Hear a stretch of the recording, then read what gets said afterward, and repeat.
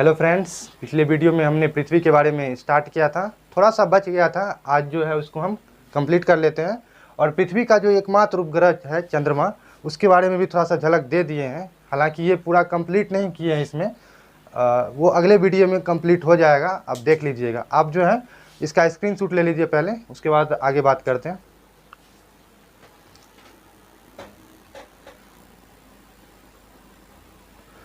चलिए शुरू करते हैं।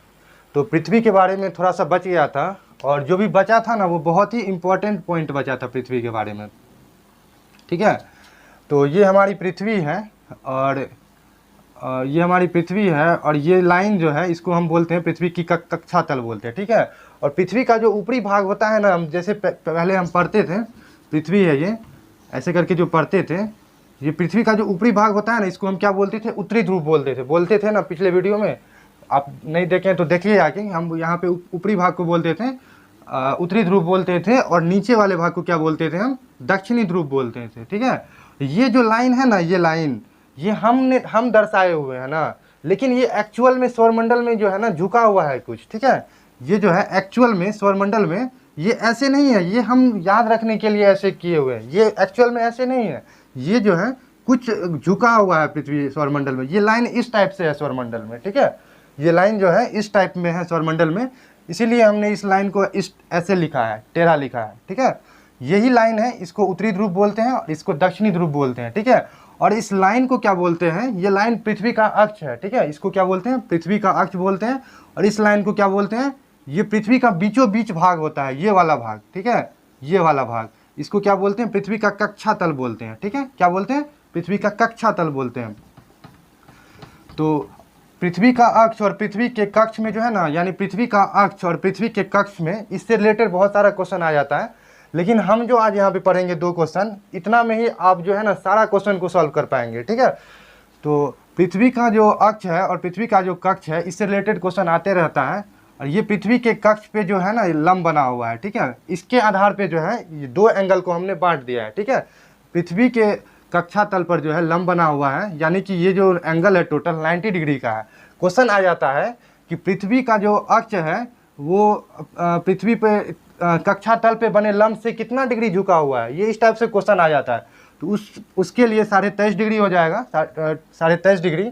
और अगर पूछ लें कि पृथ्वी का जो अक्ष है वो कक्षा तल पर कितना डिग्री झुका हुआ है, तो वो हो जाएगा 66.5 डिग्री हो जाएगा। याद कर लें आप, ठीक है, समझ लीजिए इसको अच्छा से।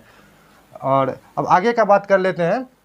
आगे वही क्वेश्चन हम लिखे हैं, पृथ्वी का अक्ष कक्षा तल पर बने लंब से कितना डिग्री झुका हुआ है, तो 23.5 डिग्री झुका हुआ है। ये आपको याद रखना है, टोटल 90 डिग्री होता है, और ये 23.5 डिग्री झुका हुआ है। कौन? तो पृथ्वी का कक्ष जो है 23.5 डिग्री का कोण बनाता है लंब के साथ, और जो है पृथ्वी का कक्षा तल जो है पृथ्वी के अक्ष के साथ 66.5 डिग्री झुका हुआ है। ठीक है, इसको जो है सही से कर लेना है, क्योंकि इससे रिलेटेड जो है ये पूछ लेता है कभी कभी कि कितना डिग्री का एंगल होता है टोटल, तो 90 डिग्री का होता है। आप इस दोनों को ऐड करेंगे ना तो 90 डिग्री आएगा। ठीक है, और आगे का क्वेश्चन का बात करते हैं। तो पृथ्वी का अक्ष कक्षा तल पर बने लंब से कितना डिग्री झुका हुआ है, यानी पृथ्वी का जो अक्ष है, यानी पृथ्वी का जो ये अक्ष है कक्षा तल पर बने लंब से, ये वाला लंब जो है कक्षा तल पर बने लंब से कितना डिग्री झुका हुआ है, तो ये हम क्या बताए थे? 23.5 डिग्री झुका हुआ है।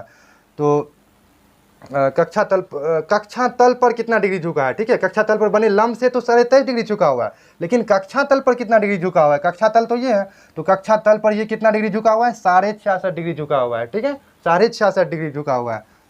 ठीक है, अब बात करते हैं कि पृथ्वी पर ऋतु परिवर्तन क्यों होता है।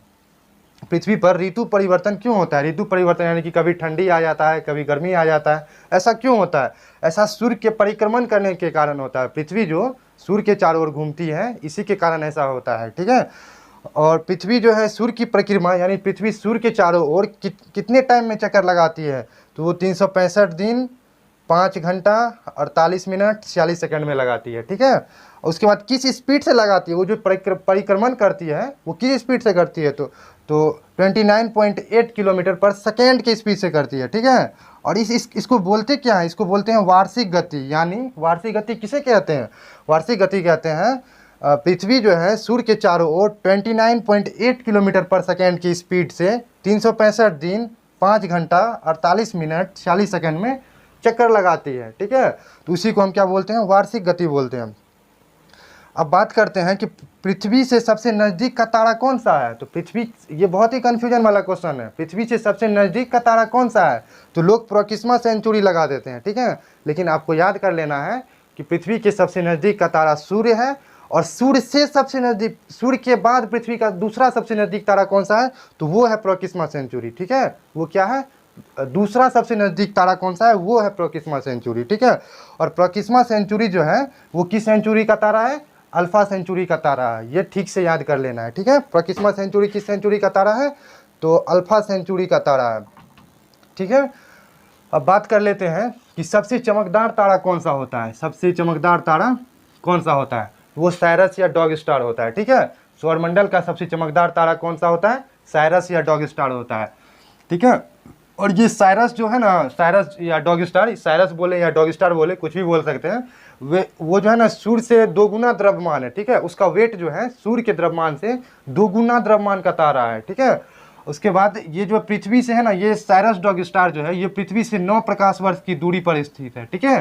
पृथ्वी से कितने प्रकाश वर्ष की दूरी पर स्थित है, 9 प्रकाश वर्ष की दूरी पर स्थित है। तो पृथ्वी के बारे में इतना ही है। अब पृथ्वी का जो एकमात्र उपग्रह है चंद्रमा, उसके बारे में पढ़ते हैं। तो चंद्रमा, ठीक है, चंद्रमा को हम क्या बोलते हैं, जीवाश्म ग्रह बोलते हैं, ठीक है। चंद्रमा को हम क्या बोलते हैं, जीवाश्म ग्रह बोलते हैं। चंद्रमा के आंतरिक सतह के अध्ययन को क्या बोलते हैं, तो सेलेनोलॉजी बोलते हैं। बहुत ही अच्छा क्वेश्चन है ये, नोट कर लीजिए इसको। चंद्रमा के आंतरिक सतह के अध्ययन को क्या बोलते हैं, तो सेलेनोलॉजी बोलते हैं। इसको नोट कर लीजिए और अभी ही याद कर लीजिए इसको, क्योंकि क्वेश्चन आ सकता है कहीं से भी, और ये क्वेश्चन शायद ही याद होगा आपको, ठीक है। अब बात करते हैं, चंद्रमा पर धूल के मैदान को क्या बोलते हैं, शांति सागर बोलते हैं। क्वेश्चन आया हुआ है, ये क्वेश्चन आया हुआ है कि शांति सागर कहाँ पे स्थित है। अगर आपको नहीं पता है तो शांति सागर जो है चंद्रमा पर स्थित है। क्वेश्चन इस टाइप से आया हुआ है कि शांति सागर कहाँ स्थित है, तो चंद्रमा पर स्थित है, ठीक है। और ये चंद्रमा, शांति सागर जो होता है चंद्रमा का पिछला भाग होता है, ठीक है। चंद्रमा का पिछला भाग ही शांति सागर होता है। वही शांति सागर जहाँ पे भारत जो है अपना जो है उपग्रह भेज रहा था, ठीक है, सैटेलाइट वहाँ पे भेज रहा था। चंद्रमा के जो है जिस भाग में कुछ नहीं दिखाई देता है, अंधेरा भाग जो है, वहाँ पे जो उतरना चाह रहा था भारत, जो अनसक्सेसफुल हो गया था हमारा मिशन, वही भाग है शांति सागर, ठीक है। वो कौन सा भाग है, तो चंद्रमा का पिछला भाग है, जहाँ पे लाइट नहीं रहता है। तो चंद्रमा पर धूल के मैदान को क्या बोलते हैं, शांति सागर बोलते हैं। और शांति सागर जो है चंद्रमा का पिछला भाग होता है, ठीक है। अब बोलते हैं कि चंद्रमा का जो उच्चतम पर्वत है वो कौन सा है। चंद्रमा का सबसे ऊंचा पर्वत कौन सा है, तो लिबनिट्ज पर्वत है, ठीक है। चंद्रमा पर लिबनिट्ज पर्वत है जो चंद्रमा का सबसे ऊंचा पर्वत है। वो कितना ऊंचा है, तो 10,668 मीटर है। कितना, तो 10,668 मीटर है। अब बात करते हैं कि चंद्रमा पृथ्वी की परिक्रमा कितने दिन में करती है, कितने टाइम में, तो 27 दिन 8 घंटे में करती है। अभी पढ़े थे हम कि सूर्य जो है यहाँ पे पढ़े थे कि सूर्य परिक्रमा कितने दिन में करती है, सूर्य की परिक्रमा पृथ्वी, तो 365 दिन 5 घंटा 48 मिनट 46 सेकंड में करती है। अब यहाँ पे है कि चंद्रमा कितनी समय में परिक्रमा करती है, तो 27 दिन 8 घंटे में करती है, ठीक है। और इतने ही समय में वो परिभ्रमण भी करती है, ठीक है। यानी कहने का मतलब चंद्रमा जो है पृथ्वी की परिक्रमा, चंद्रमा जो है पृथ्वी की परिक्रमा जो है 27 दिन 8 घंटे में करती है। और चंद्रमा अपने अक्ष पे जो है, यानी ये अगर चंद्रमा है ये अपने अक्ष पे भी जो है 27 दिन 8 घंटे में ही घूमती है। इसका कहने का मतलब ये है।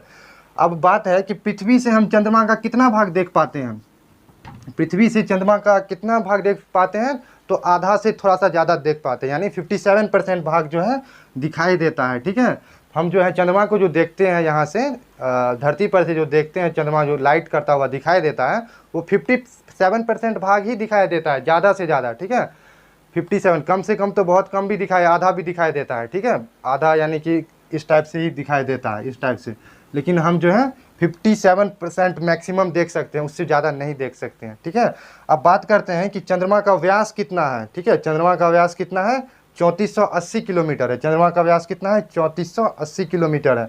अब बात करते हैं चंद्रमा का द्रव्यमान कितना है, तो चंद्रमा का द्रव्यमान जो है पृथ्वी के द्रव्यमान का 1/81 गुना है। कितना है, 1/81, 1/81 गुना होता है, ठीक है। और चंद्रमा तथा पृथ्वी के बीच अक्षतल का कोण कितना होता है, तो 58.48 डिग्री होता है। ठीक है, ये कहने का मतलब अक्षतल का मतलब जैसे हम यहाँ पे बताए थे कि कितना डिग्री का कोण बनाता है, तो जैसे ये पृथ्वी है, तो पृथ्वी और चंद्रमा के बीच जो कोण बनता है वो जिस एंगल पे झुका हुआ है वो कितना है, तो 58.48 डिग्री। ठीक है, चंद्रमा तथा पृथ्वी के बीच अक्षतल का कोण कितना है, तो 58.48 डिग्री। ठीक है, इसको याद कर लीजिए बहुत अच्छा से, बीपीएससी लेवल का क्वेश्चन है ये, सारा क्वेश्चन बीपीएससी लेवल का है।